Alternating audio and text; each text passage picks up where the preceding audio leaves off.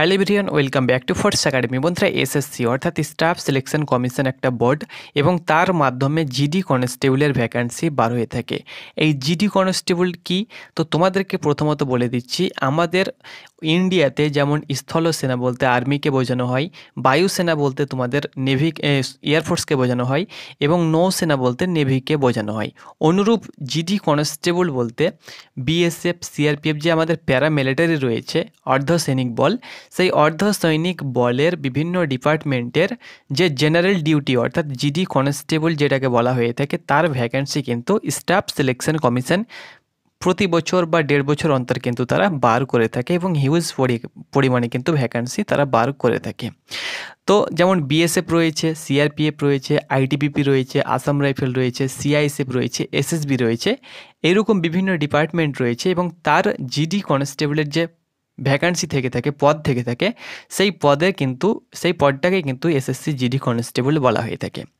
তো এই ভ্যাকান্সির মাধ্যমে তুমি BSF, CRPF, CISF cut off অনুসারে তুমি কিন্তু সেই সব ডিপার্টমেন্টে কনস্টেবল জিডি পদে তুমি কিন্তু নিয়োগ নিতে পারবে, সিলেকশন নিতে পারবে।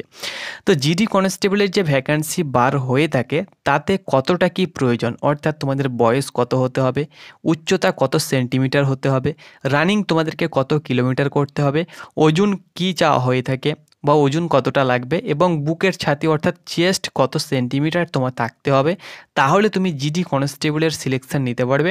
সেটি কিন্তু আমি তোমাদেরকে এই ভিডিওর মাধ্যমে বলে দেবো। তো অবশ্যই তুমি ভিডিওটা শেষ পর্যন্ত দেখো। যদি তুমি এসএসসি জিডি কনস্টেবলের এই ক্রাইটেরিয়াগুলো জানতে চাও, তাহলে A to Z আপডেট তোমরা কিন্তু এই ভিডিওর মাধ্যমে জানতে পারবে। তো প্রত্যেকটি আপডেট তো আমি তোমাদেরকে ভালো করে বুঝিয়ে দেবো, তোমাদের কোনো প্রবলেম হবে না। A to Z আপডেট আমি তোমাদেরকে জানিয়ে দেবো। তোমরা এখানে দেখতে পাচ্ছ বয়স, উচ্চতা, রান, ওজন, বুকের ছাতি, এগুলো কিন্তু তোমরা এই ভিডিওর মাধ্যমে সঠিক ইনফরমেশন, অফিসিয়ালি ইনফরমেশন তোমরা কিন্তু জানতে পারবে। তো চলো বন্ধুরা, ভিডিওটা শুরু করা যাক। তার আগে তোমাদের কাছে একটা রিকোয়েস্ট, যদি তোমরা এই চ্যানেলে নতুন হয়ে থাকো অবশ্যই চ্যানেলটাকে সাবস্ক্রাইব করে দাও প্রত্যেকটি ডিফেন্স আপডেট সবার প্রথমে পাওয়ার জন্য। তো প্রথমত তোমাদেরকে বলে দিচ্ছি যোগ্যতা। কনস্টেবল জেনারেল ডিউটির ক্ষেত্রে যে যোগ্যতা চাওয়া হয়ে থাকে সেটি হলো 10th পাস। যে কোনো বোর্ড থেকে তুমি যদি মাধ্যমিক পাস হয়ে থাকো, সেটা এনওএস বোর্ড হোক না কেন, West Bengal board of secondary education হোক না কেন, বা West Bengal board of Madrasa education হোক না কেন, যে কোনো বোর্ড থেকে তুমি যদি 10th পাস হয়ে থাকো তাহলে কিন্তু এই ভ্যাকান্সিতে অনলাইন অ্যাপ্লিকেশন বা ফর্ম ফিল আপ তুমি কিন্তু করতে পারবে। ওকে, তো মেল বা ফিমেল তুমি যাও হোক না কেন, এক্ষেত্রে কোনো প্রকার পার্সেন্টেজ লাগবে না, সিম্পল 10 পাস। নেক্সট, বয়স। তোমাদের বয়স কত চাওয়া হয়ে থাকে। দেখো, ভ্যাকান্সি যখন বার হবে সেই অনুপাতে একটা নির্দিষ্ট তোমাদেরকে ডেট দেওয়া হয়ে থাকে, সেই অনুসারে কিন্তু তোমাদের এই বয়স থাকতে হবে।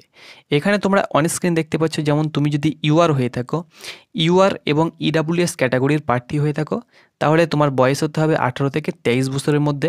তুমি যদি ওবিসি প্রার্থী হয়ে থাকো তাহলে তোমার বয়স হতে হবে 18 থেকে 26 বছরের মধ্যে। তুমি যদি এসসি এবং এসটি হয়ে থাকো তাহলে তোমার বয়স হতে হবে 18 থেকে 28 বছরের মধ্যে। তো এটি কিন্তু ছিল তোমাদের বয়স। নেক্সট বন্ধুরা, ওজন। ওজন কত হতে হবে। দেখো, প্রথমত কিন্তু তোমাদের সিবিটি এক্সাম হয়ে থাকে, সিবিটি এক্সামে পাস করার পরেই কিন্তু তোমাদের এই ক্রাইটেরিয়াগুলো তোমাদের পিইটি পিএমটি যখন হবে এবং মেডিকেল যখন হবে তখন কিন্তু এগুলো দেখা হবে।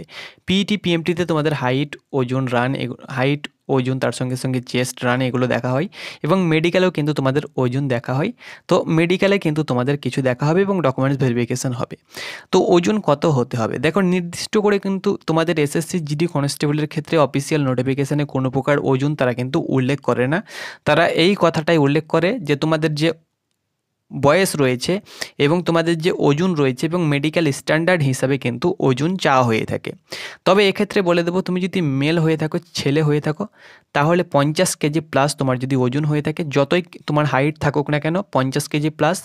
এবং তুমি যদি ফিমেল ক্যান্ডিডেট হয়ে থাকো তাহলে 42 থেকে 45 কেজি প্লাস তোমার যদি ওজন থেকে থাকে, তাহলে আশা রাখছি তুমি কিন্তু অনায়াসে কোয়ালিফাই করবে এবং ফিট হয়ে যাবে। ওকে, তো এটি কিন্তু ছিল তোমাদের ওজন।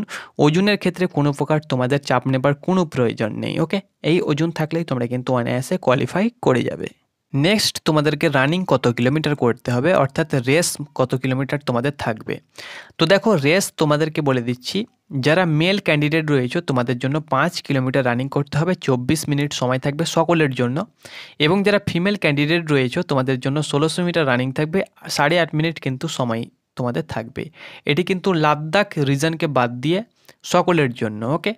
আর যারা লাদাখ রিজন থেকে বিলং করছে, অর্থাৎ লাদাখ স্টেট থেকে যারা বিলং করছে, তাদের জন্য মেলের ক্ষেত্রে 1600 মিটার 7 মিনিট সময় এবং ফিমেলের জন্য 5 মিনিটে 800 মিটার। এটা শুধুমাত্র লাদাখের জন্য। আর বাকি সকলের জন্য কিন্তু উপরে যে ক্রাইটেরিয়া দেওয়া হয়েছে এটা কিন্তু তোমাদের রানিং থাকবে, ওকে। এবার তোমাদেরকে বলে দিচ্ছি, তোমরা দেখতে পাচ্ছ হাইট। তো হাইট এখানে দেখতে পাচ্ছ সকলের জন্য মেলের ক্ষেত্রে 170 সেন্টিমিটার থাকতে হবে এবং ফিমেলের জন্য 157 সেন্টিমিটার থাকতে হবে। এটি কিন্তু সকলের জন্য। আর এখানে তোমরা দেখতে পাচ্ছ অল ক্যান্ডিডেট, তুমি যদি এসটি হয়ে থাকো, যে কোনো জায়গা থেকে বিলং করো না কেন, তুমি যদি এসটি হয়ে থাকো তো 162.5 সেন্টিমিটার মেলের জন্য এবং ফিমেলের জন্য 150 সেন্টিমিটার শুধুমাত্র শিডিউল ট্রাইবের জন্য। এবং তুমি যদি এসটি হয়ে থাকো কিন্তু নর্থ ইস্ট থেকে বিলং করছো, তাহলে তোমার জন্য 157 সেন্টিমিটার মেলের ক্ষেত্রে, ফিমেলের জন্য 147.5 সেন্টিমিটার। আর তুমি যদি এখানে তোমরা দেখতে পাচ্ছ, তুমি যদি শিডিউল ট্রাইব হয়ে থাকো কিন্তু লেফট উইং, এটা কিন্তু আমাদের নয়, সেহেতু এটা আমি তোমাদেরকে বলছি না। আর এখানে দেখো, তুমি যদি এখানে দেখতে পাচ্ছ গারওয়ালস হয়ে থাকো, কামুনিজ হয়ে থাকো, ডোগরাজ হয়ে থাকো, মারাঠাজ হয়ে থাকো, বা আসাম, হিমাচল প্রদেশ, জম্মু অ্যান্ড কাশ্মীর, লাদাখ, এইসব জায়গা থেকে বিলং করো, যদি তুমি গারওয়ালস, কামুনিজ, ডোগরাজ এবং মারাঠিজ হয়ে থাকো কিন্তু এইসব স্টেট থেকে বিলং করছো, তাহলে তোমার জন্য 165 সেন্টিমিটার মেলের ক্ষেত্রে, ফিমেলের জন্য 155 সেন্টিমিটার। আর তুমি যদি নর্থ ইস্ট থেকে বিলং করছো, অর্থাৎ অরুণাচল প্রদেশ, মণিপুর, মেঘালয়, মিজোরাম, নাগাল্যান্ড, সিকিম এবং ত্রিপুরা, এই কয়েকটি স্টেট থেকে বিলং করছো, ওকে।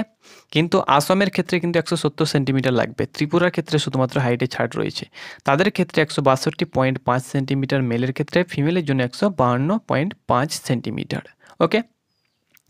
আর তুমি যদি এখানে দেখতে পাচ্ছ জিটি অর্থাৎ গোর্খা টেরিটোরিয়াল থেকে বিলং করছো, যেমন আমাদের ওয়েস্ট বেঙ্গলের ক্ষেত্রে তোমাদের যেমন দার্জিলিং রয়েছে, দার্জিলিং ডিস্ট্রিক্ট রয়েছে, কালিম্পং এবং কার্শিয়াং ডিস্ট্রিক্ট রয়েছে, তো এটা কিন্তু আমাদের ওয়েস্ট বেঙ্গলের ক্ষেত্রে পড়ছে। তো যারা গোর্খা টেরিটোরিয়াল অ্যাডমিনিস্ট্রেশন থেকে বিলং করছে, তাদের ক্ষেত্রে কিন্তু 157 সেন্টিমিটার মেলের ক্ষেত্রে, ফিমেলের জন্য 152.5 সেন্টিমিটার। আমাদের ওয়েস্ট বেঙ্গলে 3খানা জেলা রয়েছে এবং বাকি এখানে কিছু জেলা দেওয়া হয়েছে। এইসব যে জেলা থেকে যারা বিলং করছে তাদের ক্ষেত্রে কিন্তু ওই উচ্চতা থাকতে হবে, ওকে। প্রত্যেকটি স্টেটের কিন্তু জেলাগুলো দেওয়া হয়েছে, তবে যারা হিল এরিয়া থেকে বিলং করছে সেই সব ডিস্ট্রিক্টের ক্ষেত্রে কিন্তু এগুলো দেওয়া হয়েছে, সেই সব ডিস্ট্রিক্ট এখানে নাম দেওয়া হয়েছে। আর চেস্ট হতে হবে, তোমরা দেখতে পাচ্ছ সকলের ক্ষেত্রে 80 সেন্টিমিটার নর্মাল চেস্ট থাকতে হবে এবং 5 সেন্টিমিটার ফুলাতে হবে, ফুলিয়ে কিন্তু 85 করতে হবে। ফিমেলের ক্ষেত্রে কোনো প্রকার চেস্ট লাগবে না। এবং তুমি যদি এসটি হয়ে থাকো, শিডিউল ট্রাইব হয়ে থাকো, তোমার জন্য 76 নর্মাল চেস্ট এবং 5 সেন্টিমিটার ফুলাতে হবে। দেখো সকলকেই কিন্তু 5 সেন্টিমিটার ফুলাতে হবে, এখানে কিন্তু তোমাদের নর্মাল চেস্টে কিছু ছাড় দেওয়া হয়েছে। আর তুমি যদি গারওয়ালস, কামিনিজ, ডোগরাজ হয়ে থাকো, মারাঠাজ হয়ে থাকো এবং এইসব স্টেট থেকে বিলং করছো, তাহলে তোমার জন্য 78 নর্মাল চেস্ট এবং 5 সেন্টিমিটার ফুলাতে হবে। আর তুমি যদি নর্থ ইস্ট থেকে বিলং করছো এবং জিটিএ অর্থাৎ তোমরা যদি গোর্খা টেরিটোরিয়াল থেকে বিলং করছো, তোমাদের জন্য 77 নর্মাল চেস্ট এবং 5 সেন্টিমিটার ফুলিয়ে তোমরা দেখতে পাচ্ছ 82 সেন্টিমিটার করতে হবে। তো এগুলো ছিল কিন্তু তোমাদের রান, তার সঙ্গে সঙ্গে তোমাদের চেস্ট তোমাদের সঙ্গে শেয়ার করে দিলাম। প্রত্যেকটি আপডেট আমি তোমাদেরকে ভালোভাবে বুঝিয়ে দিলাম। তো আশা করি তোমরা সকলে জানতে পেরেছো। ধন্যবাদ।